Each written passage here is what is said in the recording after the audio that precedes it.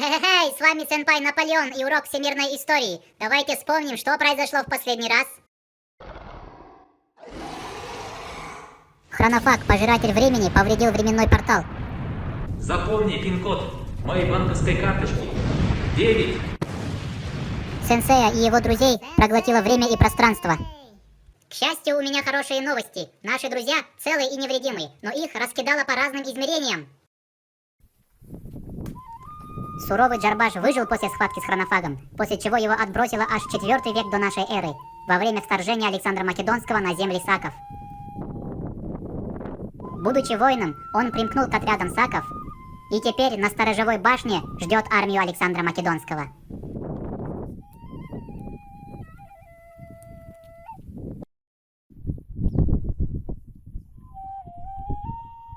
Хадже на средину повезло еще меньше. Как говорил Стивен Кинг в своей книге 11.22.63, чем больше стараешься изменить прошлое, тем сильнее оно сопротивляется. Из-за попытки остановить коронавирус, Хаджу отбросило на 100 миллионов лет назад, в эпоху Мезозоя. И теперь он находится в измерении первозданной природы, среди динозавров. А что насчет сенсея? По временному порталу могут путешествовать только мифологические персонажи, а сенсей человек. Из-за этого портал его не распознал и поместил в промежуточное измерение. Чтобы его освободить, нам необходима расшифровка ДНК сенсея о том, что он человек. Хотя, как мы видим, промежуточное измерение не такое уж и плохое место. Благодаря своему хищному нюху я нашел дома несколько волос сенсея и отправил их в научно-исследовательский институт общей генетики и цитологии. Там, в лабораторных условиях, расшифровывают ДНК сенсея и в скором времени предоставят информацию.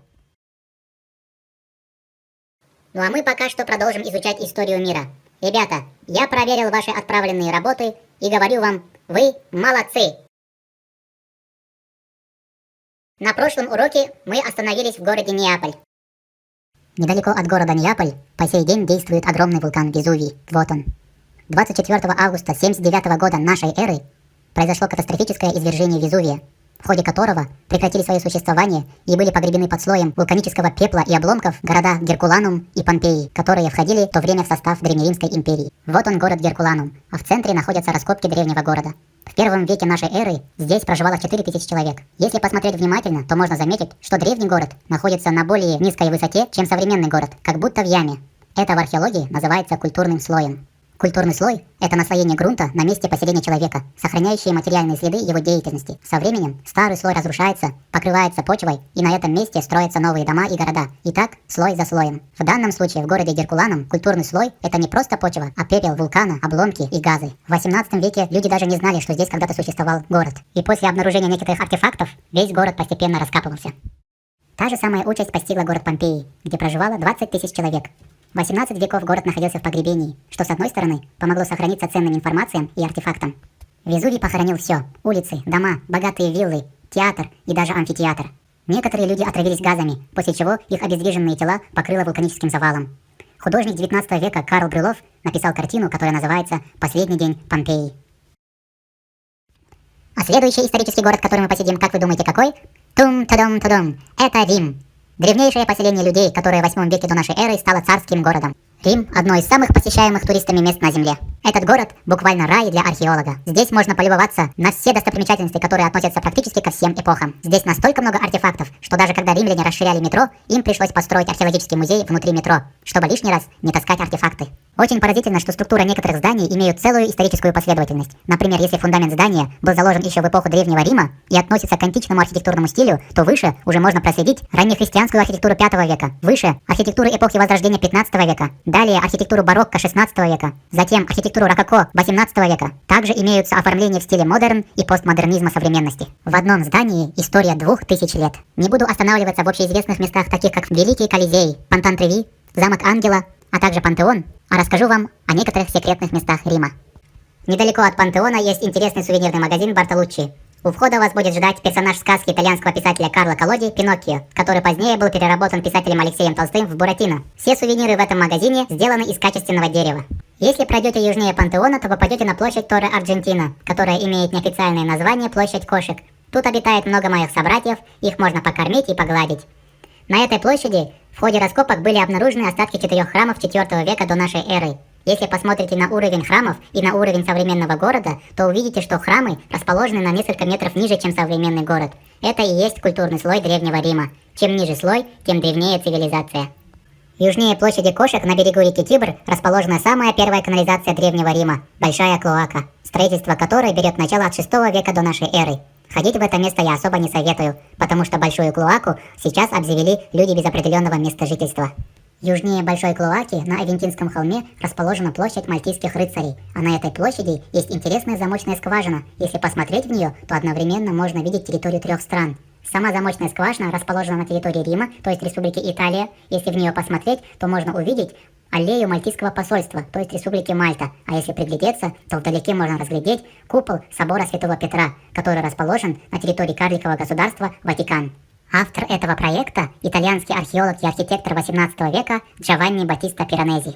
Собор Святого Петра построен в честь одного из 12 апостолов Иисуса Христа Петра. По преданиям, апостол Петр был казнен на этом месте древнеримским императором Нероном за распространение религии христианства. В то время римляне верили в античных богов. Но, как вы знаете, позже римляне приняли христианство и сделали ее государственной религией, потому что в то время новая религия христианства несла с собой новую мощную идеологию, а с помощью идеологии легче управлять государством. Апостол Петр считается первым папой римским, а Ватикан был центром всего христианства в Древнем Риме. Сейчас Ватикан является центром католического христианства. Помимо античных богов и христианства, в Древнем Риме с 1 по 4 века нашей эры среди солдат существовал культ солнцеголового бога Митры, образ которого добрался до Рима из Центральной Азии. Храбрые воины верили, что после смерти Митра забирает их души в свой блаженный мир.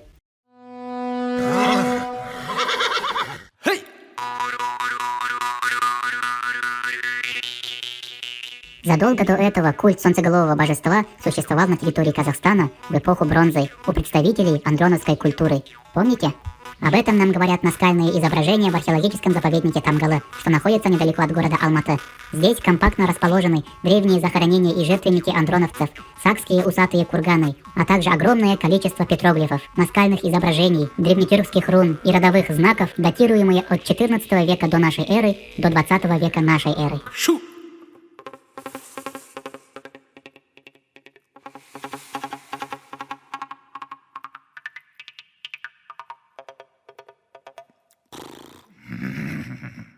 Тамга в переводе с древнетюркского означает «знак», «герб». Слово «таможня» происходит от слова «тамга». Тамгалы с незапамятных времен является сакральным местом и имеет сильную энергетическую ауру. Но не следует путать заповедник Тамгалы с урочищем Тамгалы-Тас, который находится недалеко от Капчегайского водохранилища на берегу реки Или. Здесь также имеются петроглифы и древнетюркские руны, но самыми известными считаются изображения Будды Шакьямуни. Их в 16 веке вырезали на скалах джунгарские буддистские монахи.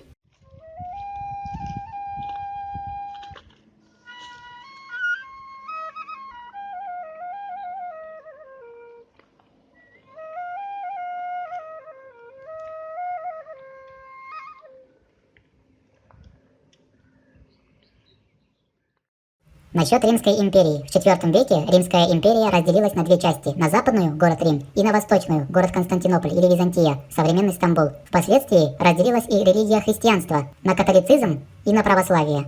А в V веке Западная Римская империя вовсе перестала существовать из-за упадка экономики, управления и военной силы. На это сильно повлияло явление «Великое переселение народов», которое началось на степной полосе Восточной Азии с миграции племен гуннов.